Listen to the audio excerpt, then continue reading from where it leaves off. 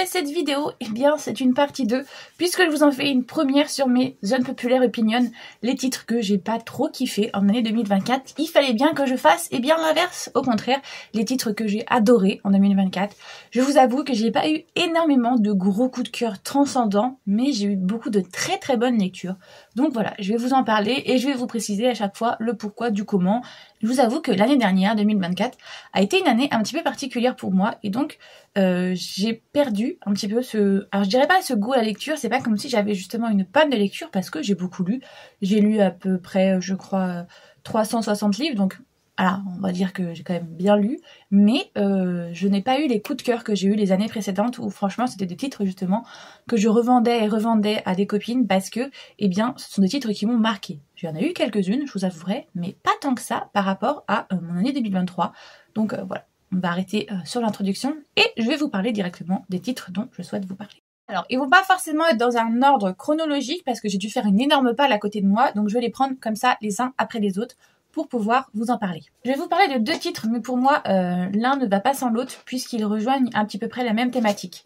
J'ai lu du coup Libéré, le combat féministe se gagne devant le panier de Lynchal de Titu Lecoq et j'ai lu King Kong Theory de Virginie Despentes. On est sur deux essais féministes, l'un et l'autre justement pour parler de la féminité et du féminisme et de toutes les normes sociales qu'on a acquises. Voilà, comme quoi c'est la femme qui doit faire la vaisselle, la cuisine, le ménage dans le foyer, et voilà, enfin bref, ce genre de normes qu'on a auto-rentrées dans soi, et que du coup, on aurait du mal à se défaire, même quand on est en couple, même quand on essaye d'être féministe ou déconstruit, c'est vrai qu'il y a des choses qui sont malheureusement ancrées. Et donc, j'ai énormément aimé ces deux titres qui nous pointent bien du doigt le fait que ça ne dérange pas monsieur de mettre, par exemple, sa chaussette à côté du panier à Lynchal et non pas dedans, ou d'oublier de rebaisser la cuvette des toilettes, vous voyez, ce genre de petits trucs qui arrivent dans le quotidien, tout le temps, mais qui montrent bien justement que c'est une société où eh bien, les hommes ont beaucoup plus le droit et le choix de faire ce qu'ils veulent, alors que les femmes, eh bien non. Deux petits essais justement en plus qui sont assez courts, donc franchement, si vous voulez rentrer dans le style essai et tout, c'est hyper chouette à lire, hyper facile. Je vous avoue que celui-là de Titu Lecoq est énormément bourré d'humour, donc on rentre beaucoup plus facilement dans du Titu Lecoq, mais celui-ci aussi est très bien, donc allez-y les yeux fermés, je vous les conseille tous les deux. Alors celui-ci, c'est un service presse que j'ai reçu de Mass Critique Babelio et je ne m'attendais absolument pas à ça. Feeling Good chez les éditions Butterfly. On est sur l'histoire d'une jeune femme du coup qui a une librairie café je crois en Angleterre et d'un Matt, un soldat américain déployé au Moyen-Orient. Et on a une histoire d'amour entre ces deux personnes. Si vous avez aimé Nos cœurs meurtris, la saga avec l'actrice là qui joue Evie dans Descendant de Sophia, je crois qu'elle s'appelle. Bref, on est exactement dans le même style. Comment un soldat d'élite arrive à un peu dédoubler sa personnalité, quand est-ce qu'il arrive à être eh bien, à fond dans son boulot quand il est sur le terrain, mais en même temps, justement jusque-là, jusqu'à la rencontrer elle, il n'avait pas de vie personnelle. Et là, quand il va voir elle, il va se dire, bon, mais il faut aussi que j'arrive à gérer ma vie personnelle à côté. Et donc, on va les voir justement réussir à avoir leur petite histoire d'amour pendant les permissions que celui-ci a. Et c'est troublant, hein. Franchement, dedans, le gars, par contre, il y a un gros trigger warning, c'est qu'il y a un moment où justement, il se fait capturer par les ennemis et on est sur scène de torture physique et psychologique.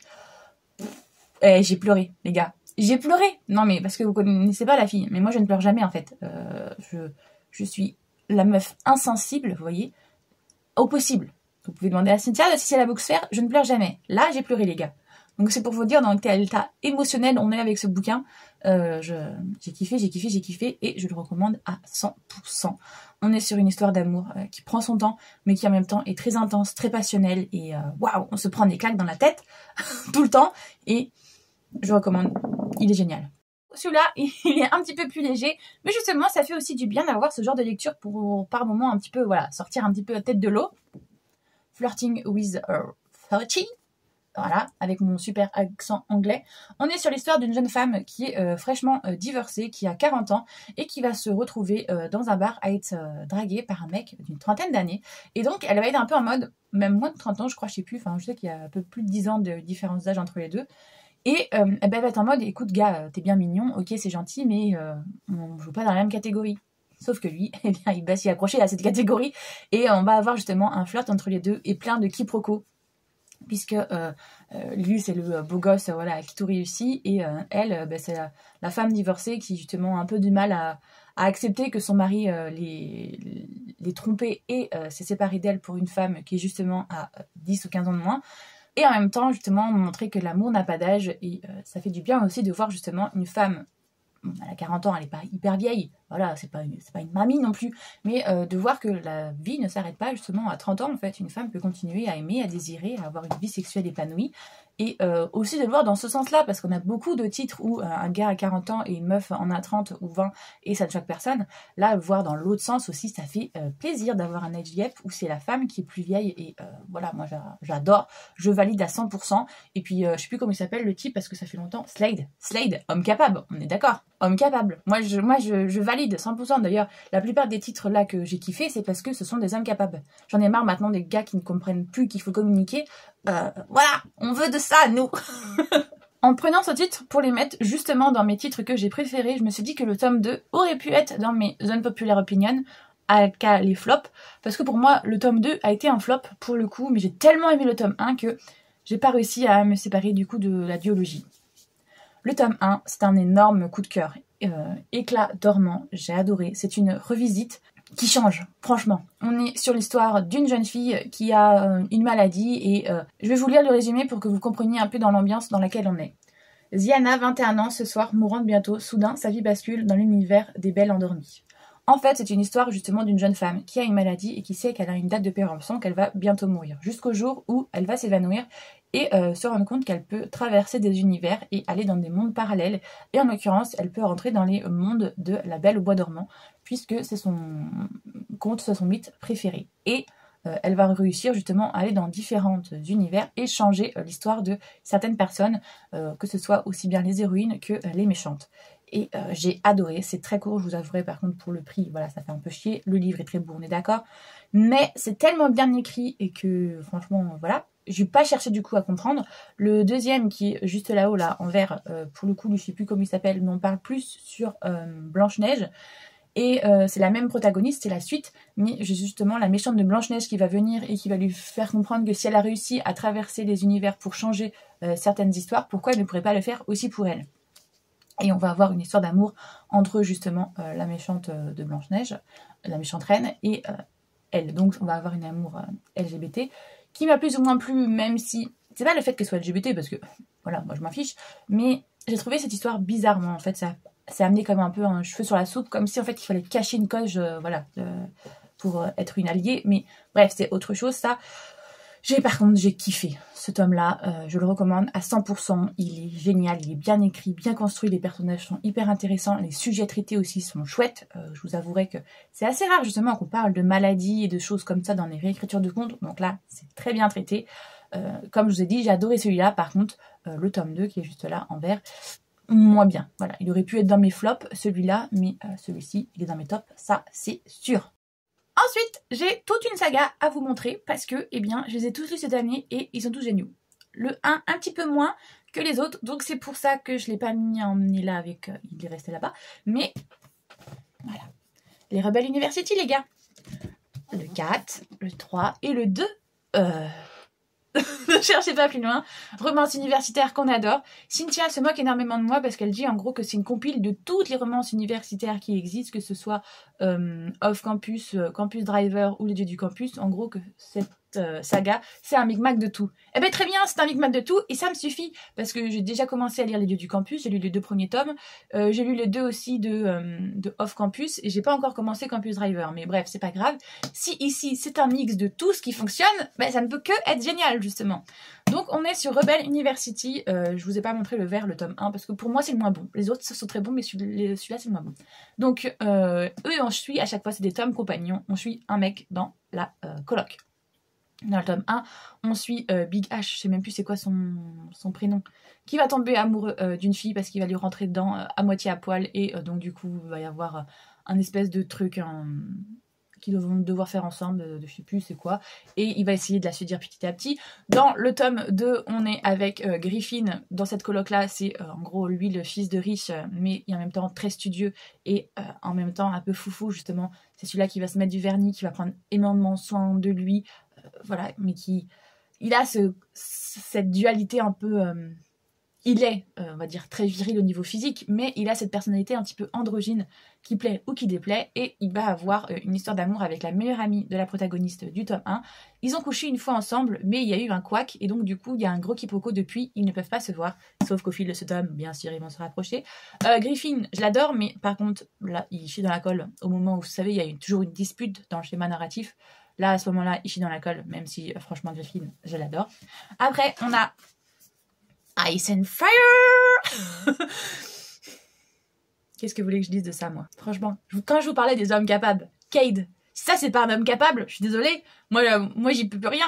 On est sur du coup le capitaine de l'équipe de hockey, oui parce que je vous ai pas dit ça parle de hockey, qui lui va tomber amoureuse d'une femme, mais une fille qui va travailler à la radio, qui va être avec la première protagoniste qu'on a suivie, mais qui va être en couple et qui après ne va plus vouloir de mec justement parce qu'il y a eu un problème avec son mec.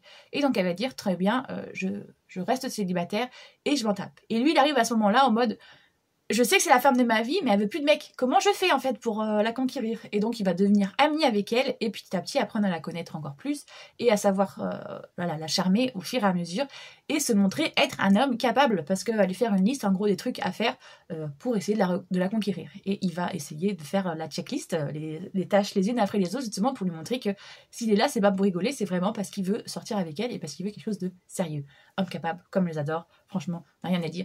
Cade, c'est le book boyfriend par excellence que tu adores forcément. Voilà. À l'inverse de Griffin, où Griffin il a lâché dans la colle à un moment, lui, il a rien fait de mal. Franchement, c'est le choupitou que tu adores. Et celui-ci, j'étais comme ça là. Lui, celui-là, le MM, c'est le dernier coloc qu'on a, qui du coup a une romance avec un autre des hockeyeurs, le petit dernier qui vient arriver dans l'équipe. Et il y en a un qui assume totalement son homosexualité, alors que l'autre n'assume pas du tout sa bisexualité. Enfin bref, il y a tout un débat, tout un sujet là-dessus. J'adore franchement. Bon, j'ai une petite préférence franchement pour Hades, qui lui s'assume et voilà, ne met pas des bâtons dans les roues. Au contraire, lui, il est très au clair avec ce qu'il veut depuis le départ. Évidemment, c'est l'autre qui fait chier le monde, mais c'est pas grave. J'ai adoré cette romance-là. MM, ok, on adore, franchement, voilà. Et en plus, on a des petites continuités dans chacun des tomes. Justement, on va avoir dans ce tome-là une continuité de celui-là. Et Kay, il est toujours présent, toujours homme capable, on adore. Donc franchement, je vous conseille Rebel University. Si vous aimez tout ce qui est saga universitaire, allez-y les yeux fermés. C'est génial. Il y a énormément d'humour, d'équiproquos, mais en même temps, beaucoup de jolies choses. Franchement, je sais pas quoi vous dire de plus. Foncez, j'ai adoré cette saga. Un autre genre, mais qui est aussi très bien. Là, c'est une duologie pour le coup. Sous les étoiles de Bloomstone Manor et la première rose de Bloomstone. On est sur un tome 1 et celui-là, en fait, on est sur le préquel de celui-ci. Celui-ci est sorti en premier, donc c'est celui-là que je veux vous parler parce que c'est celui-ci où j'ai eu un énorme coup de cœur. Bien que celui-là est très chouette, mais on revient sur justement le passé d'un des personnages de celui-là et découvrir comment il est devenu comme il est actuellement. J'ai adoré revenir sur son histoire à lui, mais c'est vraiment celui-là qui a été pour moi le gros coup de cœur. On est sur l'histoire d'une jeune femme, on est dans les années 1898, donc la place de la femme, vous vous en doutez, n'est pas hyper chouette, sauf que elle veut devenir scientifique. Très contrairement, c'est les sciences qui l'intéressent, elle ne veut pas acheter des robes et devenir aller au bal et devenir une femme d'eux, elle ne veut pas épouser quelqu'un. Elle, ce qu'elle veut, c'est découvrir les sciences, faire de la science et comprendre les choses. Sauf que c'est évidemment très mal vu pour son époque, jusqu'au jour où elle va découvrir Bloomstone Manor, là où vit Nathaniel Stone. C'est un aristocrate, justement, qui aime lui aussi les sciences et qui a une manière de vivre particulière et que, justement, il reste au sein de son manoir pour que les gens ne viennent pas foutre le nez dans ses affaires. Puisque, ici, c'est secret, mais franchement, c'est pas vraiment secret. On va vite comprendre, justement... Ah, j'ai pas envie de vous spoiler, mais que lui aussi, en fait, Nathaniel, il a ses propres secrets et on va vite comprendre lesquels sont-ils. Surtout si vous avez lu celui-là ou si vous avez lu le résumé de celui-là, vous savez directement quel est son secret à Nathaniel. Donc voilà, on est, elle, après, sur une romance, une histoire d'amour qu'elle va partager aussi avec le petit-neveu, je crois, de Nathaniel, ou le fils d'un de ses amis, je sais plus, enfin bref. Et comment cette histoire, voilà, va petit à petit voir le jour. ça voilà, ça mélange, pour moi ça va être un peu dans de la jeunesse, enfin du jeune adulte ado, vous voyez.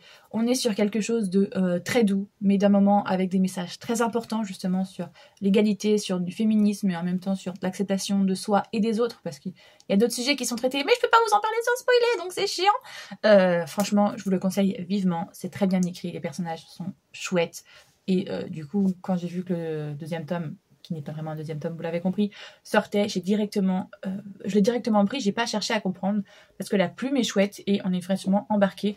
Même si j'avoue que dans celui-là, j'ai eu un gros moment de doute, parce qu'on a 2 histoires d'amour dans celui-ci, et quand la première s'est terminée, j'ai pas compris. Parce que j'avais oublié le nom, en fait, de la personne avec qui il finit, j'étais là en mode, mais si ça se finit, ça veut dire qu'il n'est pas en amour avec dans ce tome-là, en fait. Et en fait, à la fin, si, j'ai compris qu'en fait, c'est juste moi qui n'avais pas retenu le bon prénom. Mais bref, c'est très chouette, et je vous les conseille à 100%. J'ai découvert cette année, bien après le BookTok et tout ça, L'Empire des femmes, le tome 1, et j'ai d'ailleurs mis le tome 2 dans ma wishlist depuis très longtemps, mais personne ne veut me l'acheter, donc voilà, je veux la suite maintenant. Donc l'Empire des femmes, on est sur eh bien une société qui est tout simplement matriarcale en fait, qui est tout l'inverse de notre société actuelle, où on est dans une espèce de romantique, où justement les femmes sont au pouvoir, c'est elles qui ont droit de vie ou de mort sur les hommes, puisqu'en fait c'est une société complètement de femmes. Les hommes sont enfermés dans une île au large du pays, et ils sont récupérés seulement pour venir faire des combats de gladiateurs et pour être sélectionnés afin de devenir esclaves sexuels et géniteurs pour continuer à évidemment avoir de la populace dans ce pays. Et on va découvrir une jeune fille. Alors c'est la fille de je sais plus qui, mais qui est haut placée dans la sphère politique, et elle va arriver à ce moment où elle est censée justement aller procréer, et elle ne désire pas ça, elle n'a pas envie de ça, elle en fait, tout simplement. Sauf que évidemment c'est très mal vu dans cette société de refuser de procréer, et donc elle va être obligée d'y aller, et elle va rencontrer pas n'importe qui, un gladiateur qui l'a lui aussi, mais pas pour n'importe quelle raison. Lui justement, il veut renverser ce régime qu'il trouve injuste. Pourquoi les hommes sont traités comme ça? Vous voyez un petit peu le chimie biblique. Donc j'aime énormément, puisque c'est un livre féministe et qui parle de sujets très importants et très chouettes.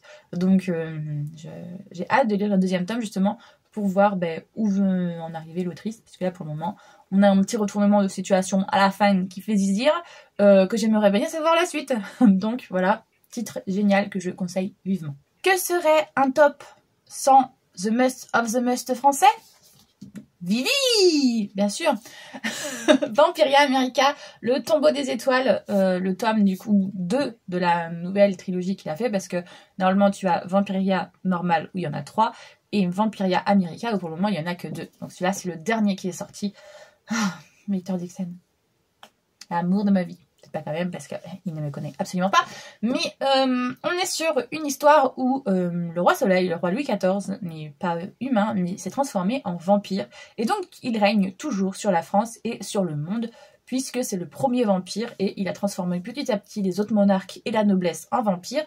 Mais comment vous dire qu'il y a une espèce de régime qui a été mis en place justement pour que les humains donnent non pas la dîme comme à l'époque en monnaie, mais la dîme en sang pour pouvoir alimenter les vampires. Mais il y a une espèce de malédiction, parce que forcément se transformer en vampire, ça évoque de la noirceur et tout ce qui s'ensuit, de la magie noire. Et eh bien il y a un espèce de voile, des ghouls qui apparaissent, enfin bref, il y a plein de choses assez magnifiques qui ressortent de cette magie interdite. Et eh bien on a tout un premier arc avec justement ce qui se passe à la cour de Versailles avec Jeanne Froidelac, qui gère ça et qui devient écuyère du roi pour justement se révolter, puisque ses parents sont morts parce qu'ils étaient des frondeurs, ils étaient contre les vampires. Donc ils sont morts, elle veut se venger, elle va aller à Versailles pour se venger. Bref, voilà. Et ensuite du coup ce deuxième arc où du coup, comme le titre l'indique, ça se passe aux États-Unis, et pour moi on nous dit que c'est pas vraiment une suite, mais si c'est une suite, puisque vous avez certains protagonistes de la première trilogie qui reviennent. En l'occurrence, vous voyez ici notre petit Sterling, qui est de retour. Pas pour nous jouer un mauvais tour, je vous rassure. Et donc, du coup, dans cette version-là, on va suivre des Desperatados. Je crois qu'ils sont 6 à la base. Oui, 6 Desperatados. Donc 6 personnes qui sont désespérées pour des raisons diverses et variées, vont s'allier justement pour soulever le régime vampire aux États-Unis, puisque les États-Unis ne sont pas un État comme on le connaît maintenant, vu qu'on est toujours au temps de la royauté et tout, ce sont des États qui appartiennent aux couronnes. La Louisiane appartient à Louis, puisque vous avez compris le jeu de mots, Louisiane, à la base c'était une terre française, bref. Et les autres, là, Virginia et tout, et bien évidemment, ce sont des terres anglaises. Bref, il y a tout un micmac qui est fait au niveau historique, qui est très bien trouvé d'ailleurs, que j'adore.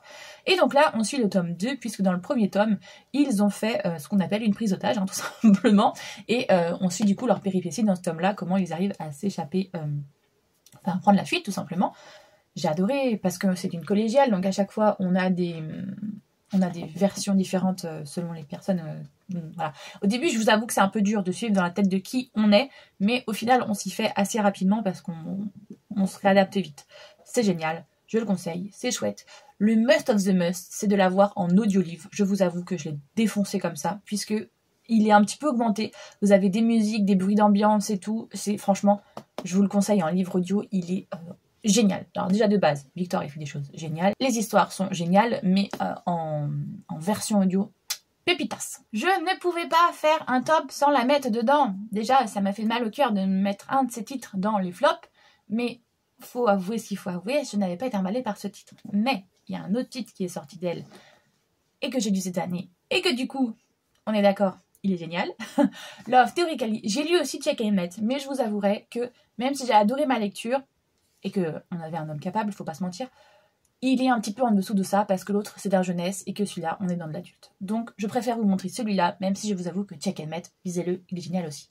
Donc, Love Theoretically. On est sur l'histoire d'une jeune femme qui est, alors elle a fait de la recherche universitaire, mais elle n'arrive pas à joindre les deux bouts, donc du coup elle travaille en même temps un peu comme escort girl. Elle est la fausse petite amie quand vous avez un problème, si vous avez besoin d'une cavalière pour aller à un gala, ou si vous avez un repas familial embêtant et qu'on vous pose toujours des questions, voilà, et bien elle est là pour jouer le rôle de la fausse petite amie.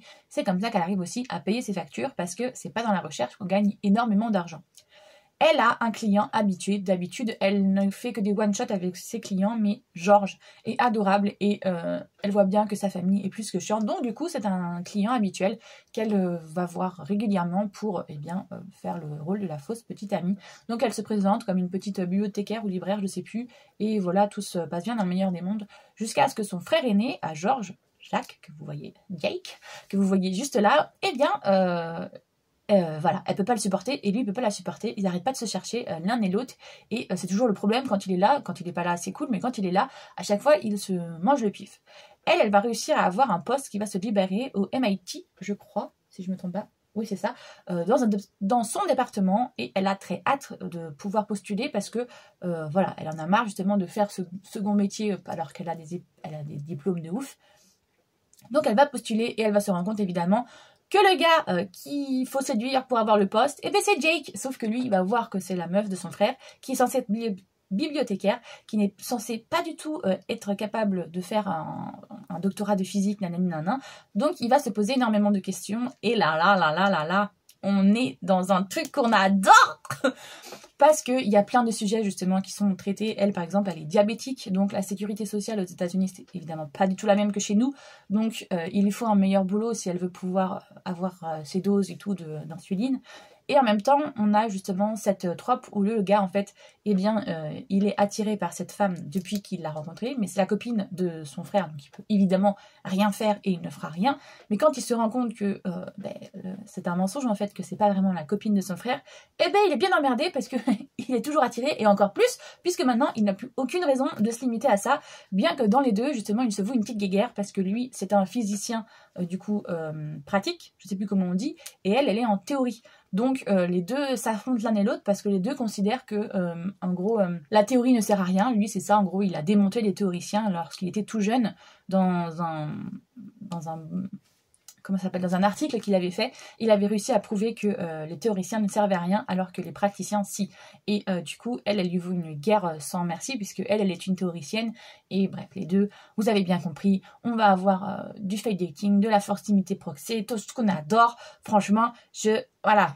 On adore, c'est tout. Ils sont géniaux. On a aussi beaucoup d'humour dedans et plein de sujets hyper intéressants. Enfin, c'est du Ali Hazelwood, les gars. Je sais pas quoi vous dire. Le premier était bien, le deuxième était bien, le troisième, il est aussi bien. C'est tout. Allez-y, foncez. Vous avez aimé le 1 et le 2, vous aimerez le 3. Par contre, je veux bien vous dire, on est sur du Ali Hazelwood, on est sur des clichés qui sont vus et revus, mais qu'on adore. Voilà, c'est simple. Le gars, il est grand, costaud, brun, baraque, graou. Ben voilà, c'est tout. La fille, elle est petite, menue et très féminine. Et je sais plus si celle-ci a des rondeurs ou pas, mais bref, on s'en fout. C'est tout. Acceptez qu'on est dans les clichés, mais ça marche. C'est tout ce qu'il faut se dire. Ça fonctionne, ça fonctionne. On arrive au dernier titre. Si vous avez tenu jusque-là, franchement, force à vous de cette sélection. Je ne pouvais pas ne pas le mettre. Le tome 1, qui juste ceci, était chouette. Mais voilà, on n'est pas jusqu'à s'emballer non plus. Mais le tome 2... Mamma mia! Fred, qu'est-ce que tu m'as fait là? On est sur une romance MM entre deux hockeyeurs qui sont dans deux équipes rivales. Mais surtout, on a du coup lui qui est le meilleur ami du gars qui est là. Et celui-ci, à l'inverse, qui est le coéquipier du gars qui est là. Donc voilà, en plus on suit un tome qu'on avait déjà hyper kiffé. Mais là, on a encore mieux dans le tome 2, puisque ces deux protagonistes... voilà, lui il assume son homosexualité à fond, alors que l'autre pas du tout, il ne l'assume pas vraiment, mais ils se cherchent tous les deux, et en même temps il y en a celui-là qui assume son homosexualité ne veut pas quelque chose de sérieux, alors que celui-là qui n'assume pas son homosexualité, lui, justement à l'inverse, il recherche quelque chose de sérieux. Ah, c'est assez compliqué à mettre en place leur histoire d'amour à eux, mais franchement, oh là là, quand on est dedans à fond, et c'est super génial, parce qu'en plus, celui-ci, eh bien, Dean, celui-là qui est en violet, il est trop choupi, franchement, on a juste envie de faire des petits trop mimi, et puis Faro, ça rime avec Charo, les gars, hein. Vous cherchez pas à comprendre, il est génial, mais on a envie de le claquer aussi, mais il est génial, ok? Lui, il lit des romances érotiques, il lit des romances... aussi d'amour, on va dire, voilà, des romances et des romances érotiques, il lit les deux, et il est génial parce qu'il essaye de convertir tout le monde. Qu'est-ce que vous voulez de plus, ok? Son seul défaut, c'est limite, c'est qu'il est gay, parce qu'on peut pas se taper, mais sinon, qu'est-ce que vous voulez de plus? Enfin, franchement, moi j'adore, hein. Les deux là, regardez-moi, rien que ça là, les deux comme ça, enlacés, et qui se mettent à lire de la romance érotique. Vous voulez que je fasse quoi, moi? Je suis obligée de dire oui, c'est génial en fait. Bon, ok, on a pas mal de quiproquos, on a pas mal de... Mais c'est pour faire le sel de l'histoire. Et ça fonctionne du fait de Dieu. Je ne sais pas quoi vous dire de plus, mais disait celui-ci. Le 1, il est bien. On va pas se mentir. Le 1, on est entre un photographe et un hockeyeur. Mais ils sont voisins et ils vont petit à petit apprendre à se découvrir. Ils viennent de deux univers différents. Nanani, nanana. Il y en a un qui est hyper riche, l'autre qui est hyper pauvre. Donc voilà, les deux. Et puis il y en a un qui est fan de l'autre en plus. Donc ça aide pas forcément. Les deux vont apprendre à se découvrir. Voilà. C'est cool, c'est chouette. Mais ceux-là, là. Ceux-là! Oh putain! Ça c'est de la bonne cape, les gars. Voilà. En plus, il est magnifique, ce tome. Même si vous ne le trouverez pas parce que c'était la version Ulule reliée, voilà. Je crois qu'elle les vend encore en salon. Mais s'il lui reste des exemplaires, je suis même pas sûre qu'il y en reste. Mais sinon, vous l'aurez en version brochée normale. Et en e-book, évidemment, que vous pourrez aussi le trouver. Mais, foncez, quoi. Foncez, ça, c'est une histoire qui est géniale. En fait, on a juste envie de les claquer parce que tous les deux, ils sont attirés l'un par l'autre. Et du coup, ils s'envoient en l'air, mais en même temps, ben voilà, on veut pas s'attacher parce que ils sont tous les deux de hockeyeurs professionnels. Donc, ils savent très bien qu'ils ne peuvent pas se voir quand ils veulent. Donc, ils ont une relation en même temps épistolaire. Enfin, pas épistolaire, justement, mais par message. Ils se contactent tout le temps et tout. Et voilà. Je peux pas vous en dire plus sans trop spoiler, mais... lisez-le, je vous le garantis, vous allez passer un excellent moment. Je sais pas comment vous le vendre mieux que ça. Voilà, c'est du Fred, c'est F.B. Estier qui a fait Les Dieux du Campus et plein d'autres titres. Vous allez voir, vous allez forcément kiffer. Donc voilà, je vous ai fait le topo sur tous les livres qui moi m'ont énormément plu en 2024. Ce ne sont pas forcément des titres qui sont sortis en 2024, mais ce sont ceux que j'ai lus. Voilà, si vous aussi vous avez des titres qui vous ont particulièrement marqué, n'hésitez pas à me le mettre en commentaire, on pourra voir d'ailleurs, on pourra comparer si vous avez les mêmes titres que moi ou d'autres totalement différents. Il n'y a pas de souci, j'adore voir ça parce que je suis de nature très curieuse. Si vous avez aimé la vidéo, n'hésitez pas à liker, ça fait énormément plaisir et puis ça aide aussi au référencement. Si vous souhaitez voir le reste de mes vidéos, n'hésitez pas à vous abonner. Moi j'espère que tout va bien pour vous. Encore une fois, je vous souhaite une bonne année, hein, tout simplement. On a fini 2024 avec ces très bonnes lectures peut-être, mais on va commencer 2025 et on espère avoir encore de bonnes lectures et j'espère que tout va bien se passer pour vous au long de toute cette année. Donc je vous fais tout plein de gros bisous.